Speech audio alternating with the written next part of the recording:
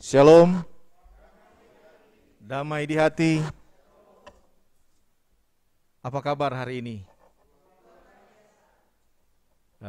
Dalam ibadah kita di hari Minggu pagi ini, untuk tema bulanan, menjawab panggilan untuk melayani, dan untuk tema mingguan,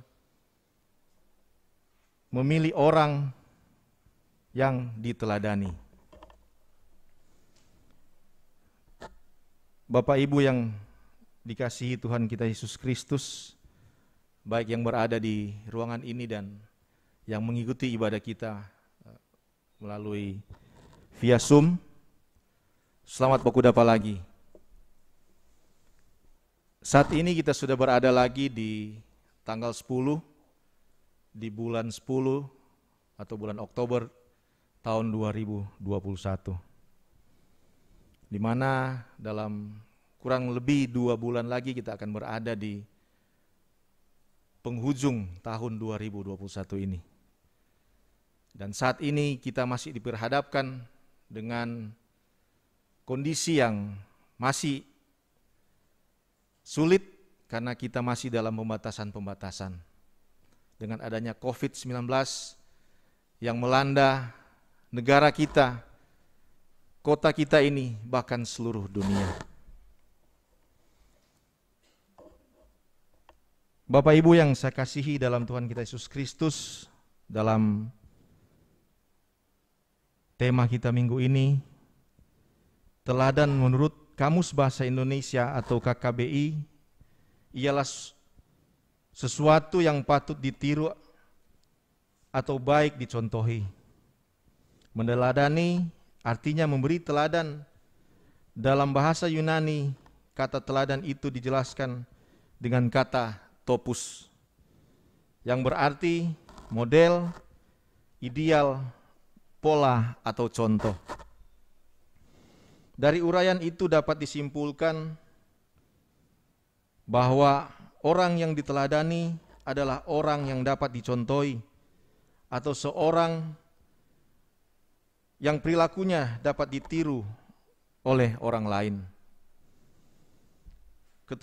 Keteladanan merupakan kriteria standar atau ukuran bagi seorang yang akan dipilih dalam tanggung jawab kepemimpinan di tengah masyarakat maupun pelayanan gereja. Seorang pemimpin akan dapat melaksanakan tanggung jawab dengan baik jika ia diterima dan didengar oleh orang lain.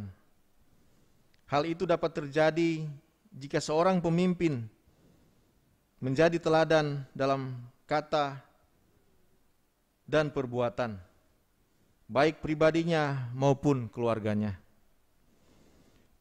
Perenungan kita di minggu berjalan ini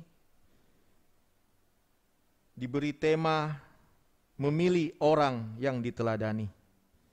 Pemilihan tema ini bertujuan agar jemaat, lebih khusus anggota sidih jemaat, diberikan pemahaman Alkitabiah atau firman Tuhan dalam rangka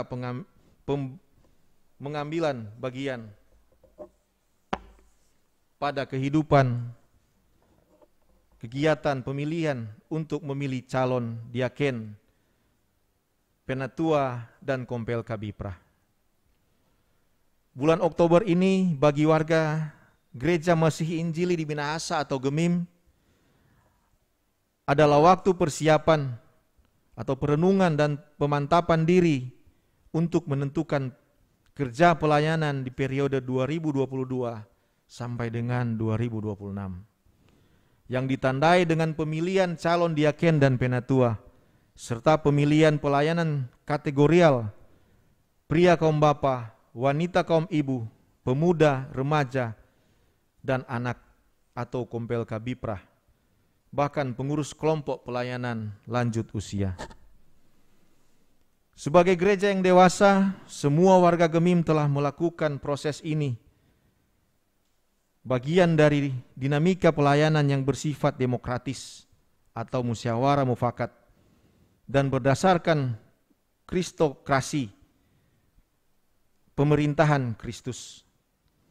Walaupun sangat disadari bahwa ada orang-orang tertentu dalam jemaat terlalu ambisi sehingga menjalani proses pemilihan ini dengan cara-cara yang tidak gerejawi, tidak kristokratis, misalnya melaksanakan sesuatu yang bertentangan dengan tata gereja Gemim tahun 2021. Oleh sebab itu, sangat perlu kita untuk terus mengingat bahwa meskipun pemilihan ini sudah sering dilakukan, tetapi kita semua dituntut untuk kembali memahami proses pemilihan pada umumnya. Namun ada hal-hal prinsip yang sangat berbeda, yaitu pemilihan pelayanan khusus selalu harus berdasarkan firman Allah, seperti yang dikatakan dalam Yohanes 15 ayat 16a.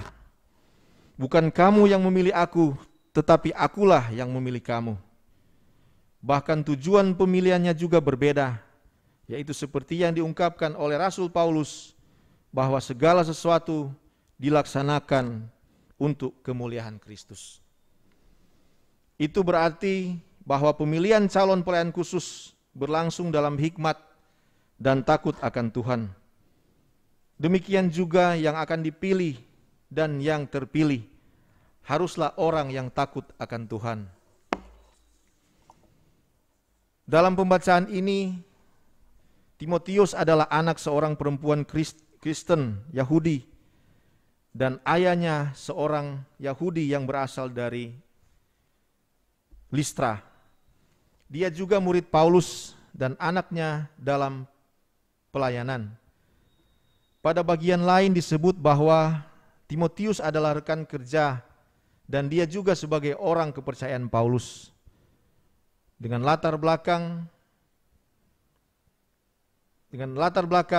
ini, maka sangat beralasan bagi Paulus untuk menjadikan Timotius sebagai teman sekerja dalam pelayanan, sekaligus seperti anaknya sendiri.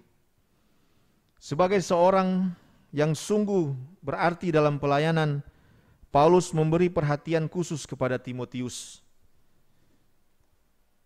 dalam membentuk dan memperlengkapi dia dengan berbagai pengajaran dan nasihat untuk menjadikan Timotius sebagai orang pemimpin di tengah jemaat yang sungguh sedang menghadapi pengajaran-pengajaran yang menyebarkan ajaran sesat. Nasihat Paulus menitik beratkan pada pribadi dari Timotius yang masih muda tentang cara menata pelayanan jemaat yang baik.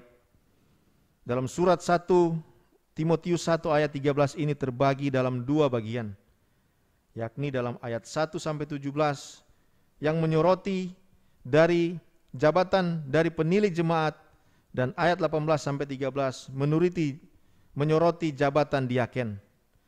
Dalam bagian pertama Rasul Paulus berbicara tentang jabatan penilik jemaat.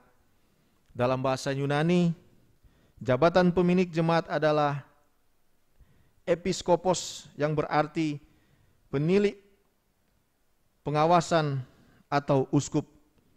Di zaman itu, penilik jemaat adalah pemimpin tertinggi dalam satu jemaat.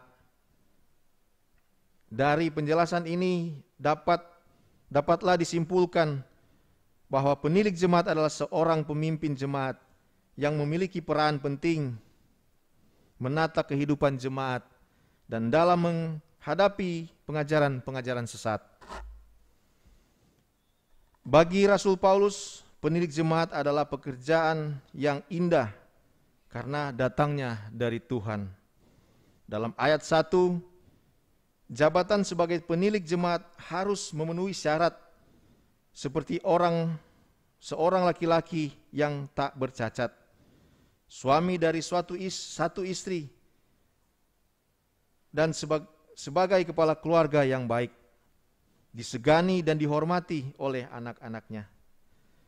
Moralitas dan etika seorang lelaki yang sudah kawin menjadi perhatian khusus, dan bagi seorang penilik jemaat atau pemimpin jemaat, dan terlebih kepada seorang laki-laki yang sudah kawin.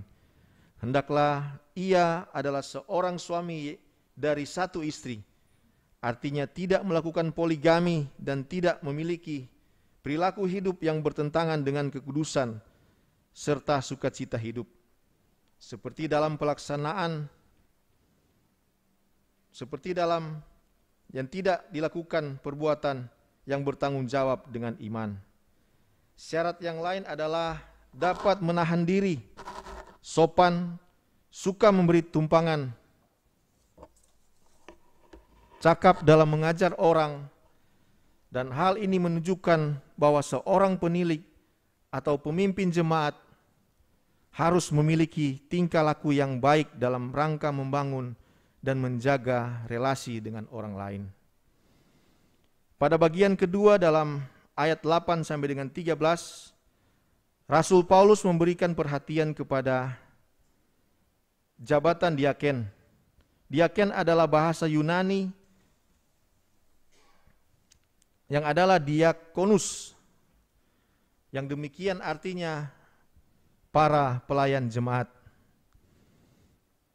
Mereka bertugas melayani jemaat dan mengurus segala kebutuhannya.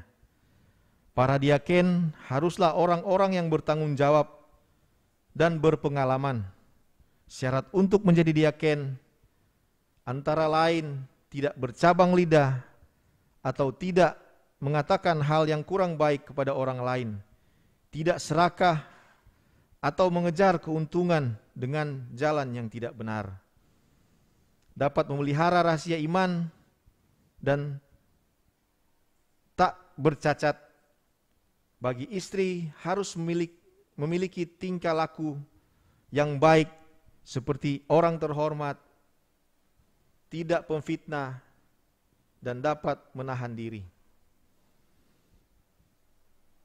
Dan dapat dipercaya dalam segala hal. Istri dapat menunjukkan kepada perempuan yang adalah istri dari pemimpin jemaat.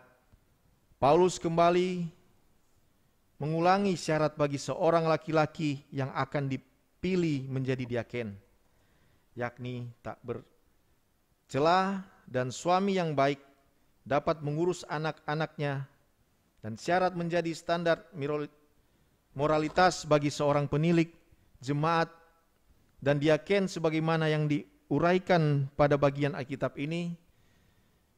Tujuannya agar pelayanan dan kesaksian tentang Kristus dapat dikerjakan dengan leluasa dan tidak terhambat oleh suatu apapun, terlebih dari perilaku seorang pemimpin. Gemim adalah gereja yang menjadikan Alkitab sebagai dasar dalam melaksanakan tugas kepemimpinan di tengah-tengah dunia ini.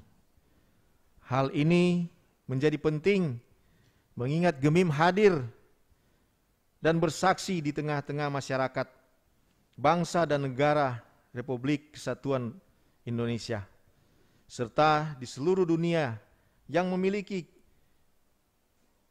keragaman agama, budaya, dan suku. Kepemimpinan yang diakibatkan atau kepemimpinan yang dapat diteladani menjadi kekuatan dasar besar dalam melaksanakan tritugas gereja: bersekutu, bersaksi, dan melayani. Sekaligus kekuatan menghadapi berbagai pergumulan serta persoalan pelayanan. Pemilihan pelayan khusus adalah upaya Gemim menjawab panggilan Tuhan melalui pemilihan orang yang akan menjadi hamba Tuhan untuk pelayanan gereja di periode yang akan datang. Gemim melakukan berbagai bentuk pelayanan seperti katekisasi, bakal calon, dan calon untuk calon pelayan khusus.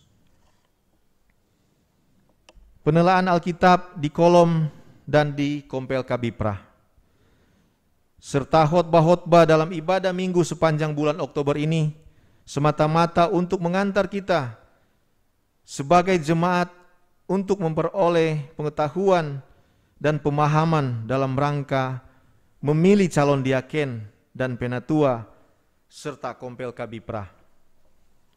Tujuannya adalah agar siapapun yang terpilih, mereka dapat menjalankan tugas pelayanan dengan baik, dan lebih dari itu, mereka menjadi teladan bagi anggota jemaat. Keteladanan yang dimaksud ialah menjadi contoh dalam perkataan dan perbuatan. Sebagai seorang pemimpin jemaat seperti diaken, penatua, dan kompel kabipra, memang harus orang yang dapat diteladani dalam segala keberadaannya, baik pribadi maupun keluarga. Menjadi teladan berarti memiliki tingkah laku atau pola hidup yang sangat baik, sehingga tidak ada alasan untuk kesempatan bagi orang lain untuk mencela kepemimpinan dan pelayanan kita. Dengan demikian, keteladanan menjadi kekuatan yang besar dari gereja dalam menghadapi tantangan seperti pengajar-pengajar sesat. Melalui surat Timotius ini, kita diberi petunjuk praktis untuk memilih calon diaken dan penatua serta calon kompel kabipra periode pelayanan 2022 sampai dengan 2026. Diaken, penatua, dan kompel kabipra adalah pemimpin di tengah-tengah jemaat. Karena itu, pilihlah dari antara anggota sidi jemaat orang-orang yang dapat diteladani oleh warga jemaat dan masyarakat, terutama dalam tutur kata dan perbuatannya, serta takut akan Tuhan. Sesuai dengan kalender pelayanan Gemim di tahun 2021, bila Tuhan mengkehendaki, pada hari Jumat tanggal 15 Oktober 2021 akan dilaksanakan pemilihan calon diaken dan penatua, dan hari Minggu tanggal 17 Oktober 2021 akan dilaksanakan pemilihan calon komisi pelayanan kategorial Bapak, Ibu, Pemuda, dan Anak Sekolah Minggu atau kompel kabipra. Untuk itu, kita dituntut oleh firman Tuhan bahwa yang akan kita pilih adalah orang-orang yang dipersiapkan untuk pekerjaan pelayanan bagi Tuhan. Walaupun masih ada anggota sidi jemaat yang memilih karena ada unsur kedekatan, pertemanan, bahkan karena ada hubungan keluarga atau kerabat. Namun yang pasti, kriteria sederhana seperti yang dinasihatkan oleh Yitro kepada Musa harus menjadi ukuran dalam memilih calon diaken dan penatua serta kompel kabipra. Dan kriteria-kriteria itu sudah dirangkum dan termuat dalam keputusan BPMS Gemim tentang pemilihan tahun 2021-2022 di semua aras.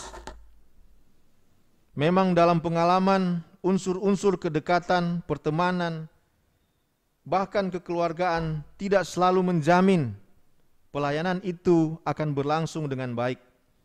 Sebab ada kalanya dalam jemaat ditemukan bahwa sesudah pemilihan muncul kelompok-kelompok yang saling bertentangan, bahkan ada yang terus membawa dendam atas hasil pemilihan, yang akhirnya melahirkan perselisihan dan perpecahan dalam pelayanan jemaat.